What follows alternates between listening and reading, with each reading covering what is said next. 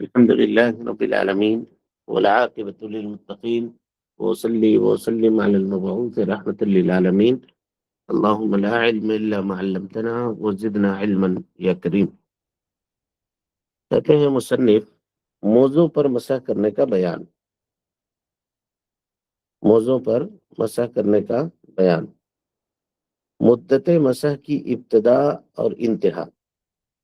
مدت کہتے ہیں وقت کو، کتنا وقت، اور مسح کرنے کی ابتدا کہتے ہیں بگننگ اور انتہا کہتے ہیں اینڈنگ کو. ابتدا مانے شروع کرنا اور انتہا مانے ختم کرنا. کہتے ہیں وضو ٹوٹنے کے بعد جب پہلا مسح کیا جاتا ہے تو اسی وقت سے اس کی مدت شروع ہوتی ہے، جو میں پہلے سمجھا چکا ہوں، اور اس کے بعد مقیم کے لیے 1 دن اور 1 رات اور مسافر کے لیے 3 دن 3 راتیں تک رہتی ہیں. انہوں نے دن کہا ہے، دن و رات بھی شامل ہے. 1 دن 24 گھنٹے کا ہوتا ہے، رات بھی اس میں شامل ہے، دن بھی اس میں شامل ہے. کہہ رہے ہیں مثال ایک شخص فجر کے لیے وضو کیا، پھر موزے پہن لیے، 9 بجے تک اس کا وضو باقی رہا، پھر ٹوٹ گیا. وہ اسی حالت میں رہا یہاں تک کہ ظہر کی نماز کا وقت ہوا اور اس نے وضو کیا اور موزوں پر مسح کر لیا، تو اس کا پہلا مسح ہوا. یہ جب ظہر کے وقت اس نے مسح کیا تو یہ اس کا پہلا مسح ہوا. تو اس کے بعد دوسرے دن ظہر تک جب بھی وہ وضو کرے موزوں پر مسح کرتا رہے گا، کر سکتا ہے. یہ 1 دن ہوا اس کا مکمل، 1 دن ہوا. اسی کو ہم نے سمجھایا تھا آپ کے سامنے ٹائم کے ساتھ. کہتے ہیں مدت ختم ہونے کے بعد جب وضو ٹوٹ جائے اور پھر وضو کے وقت موزوں پر مسح کرنا جائز نہیں ہے. مدت ختم ہو جانے کے بعد یعنی مسافر کے لیے 1 دن 1 رات، مسافر کے لیے 3 دن 3 رات اور مقیم کے لیے 1 دن 1 رات جب بیت گیا تو مدت ختم ہو گئی. اب جب مدت ختم ہو گئی تو اب پھر موزوں پر مسح کرنا یہ جائز نہیں ہے، بلکہ وضو کے وقت موزے نکال کر پیر دھونا ضروری ہے.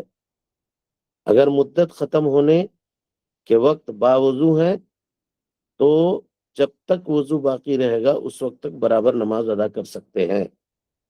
دیکھیے اب ہماری مدت ختم ہو رہی ہے مغرب کے نماز کے بعد مثلا، اور ہم نے مغرب کے وقت کا وضو کیا، مغرب پڑھ لی، اس کے بعد عشاء تک میرا وضو باقی ہے، تو ہم اسی وضو سے کنٹینیو نماز ادا کر سکتے ہیں اگرچہ میری مسح کی مدت ختم ہو گئی ہے. لیکن اب جب بھی نیا وضو کرنے کی ضرورت ہمیں پیش آئے گی تو ہم اپنے موزے کو نکال کر کے پاؤں کو دھوئیں گے. مثال سے اس بات کو سمجھیے. کہتے ہیں ایک شخص نے ظہر کے وقت باوضو ہو کر موزے پہن لیے، ظہر کے وقت، پھر اس کا وضو ٹوٹ گیا. اس نے عصر کے وقت وضو کیا اور موزوں پر مسح کر لیا، تو یہ اس کا پہلا مسح ہوا. اب دوسرے دن عصر کے وقت اس کی مدت ختم ہو جاتی ہے، ٹھیک ہے، یہاں تک مدت ختم ہو گئی. لیکن دوسرے دن اس نے عصر سے آدھا گھنٹہ پہلے وضو کیا اور موزوں پر مسح کیا. عصر کا وقت ہوا تو اس کی مدت ختم ہو گئی، لیکن وہ باوضو ہے، لہذا اس نے عصر کی نماز پڑھی یہاں تک کہ مغرب بھی اسی وضو سے ادا کر لی. مغرب کے بعد اس کا وضو ٹوٹ گیا تو اب وضو کے لیے موزہ نکالنا اس کے اوپر ضروری ہے. اب اس پر وہ مسح نہیں کر سکتا. تو اس سے یہ پتا چلا کہ مدت کا ختم ہو جانا یہ ناقض وضو نہیں ہے، یہاں تک کہ وضو ٹوٹ جائے اور اب جب دوبارہ نیا وضو کرنے کی ضرورت پڑے تو ایسی صورت میں وہ آدمی موزے نکال کر کے اپنا پاؤں کو دھوئے گا. سمجھ گئے جی؟ امید کے سب سمجھ رہے ہوں گے آپ لوگ. یہ مسائل ہیں باریک، اس کو اچھے سے سمجھیے. موزوں پر مسح کرنے کا طریقہ کیا ہے؟ تو اپنے دونوں ہاتھوں کو تر کر کے معنی بھگا کر کے دونوں موزوں پر ایک ساتھ ہاتھ پھیر لیں. دونوں ہاتھ بھگا لیا اور داہنے کو داہنے پر اور بائیں ہاتھ کو رائٹ ہینڈ کو رائٹ لیگ پر اور لیفٹ ہینڈ کو لیفٹ لیگ پر رکھا اور اس کے اوپر ہاتھ پھیر لیا اوپری حصے میں، اس سے مسح ہو گیا. کہہ رہے دایاں ہاتھ دائیں پیر اور بایاں ہاتھ بائیں پیر پر اس کو پھیر لیا تو مسح ہو گیا.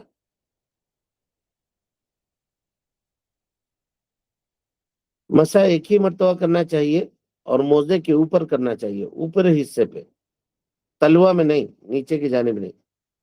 موزوں کے نیچے مسح کرنا سنت سے ثابت نہیں ہے. علی رضی اللہ عنہ کہتے ہیں کہ اگر دین کی بنیاد صرف عقل پر ہوتی تو موزوں کے اوپر مسح کرنے کے بجائے نیچے مسح کرنا یہ زیادہ بہتر معلوم ہوتا. لیکن میں نے رسول اللہ صلی اللہ علیہ وسلم کو موزوں کے اوپر مسح کرتے ہوئے دیکھا ہے. لوگ کہتے ہیں نا کہ عقل یہی کہتی ہے، لاجک یہی کہتی ہے. تو اگر دین کی بنیاد صرف لاجک کے اوپر ہوتی تو آدمی جب موزہ پہنتا ہے تو گندگی اس کے تلوے میں لگتی ہے زیادہ، جو حصہ نیچے ہوتا ہے.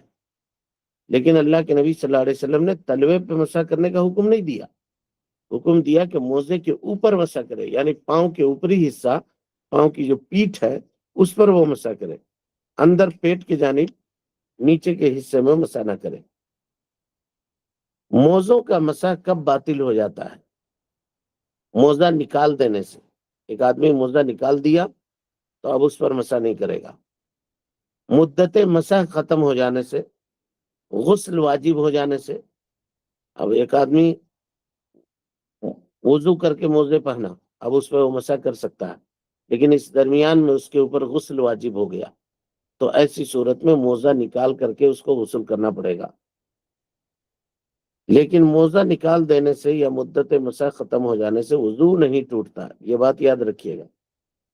وضو نہیں ٹوٹے گا، وضو کا ٹوٹنا الگ مسئلہ ہے اور موزے پر مسح کرنا باطل ہونا یہ الگ مسئلہ ہے. دونوں الگ الگ چیزیں.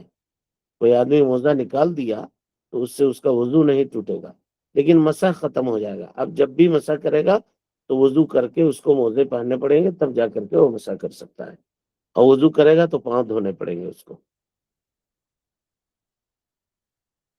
یہ سوالات ہیں، اس کو حل کریں گے. اب یہاں سے غسل کے مسائل ہیں جس کو انشاءاللہ ہم لوگ آئندہ کے درس میں پڑھیں گے. اللہ تعالیٰ سے دعا ہے کہ وہ ہم سب کو حسن عمل کی توفیق دے، ہم سب کی اصلاح فرمائے، نیکیوں کو قبول کرے، سیئات سے درگزر فرمائے، جب تک زندہ رکھے دین اسلام پہ زندہ رکھے، اور جب اٹھائے ایمان پہ اٹھائے. آمین. وآخر دعوانا ان الحمدللہ رب العالمین.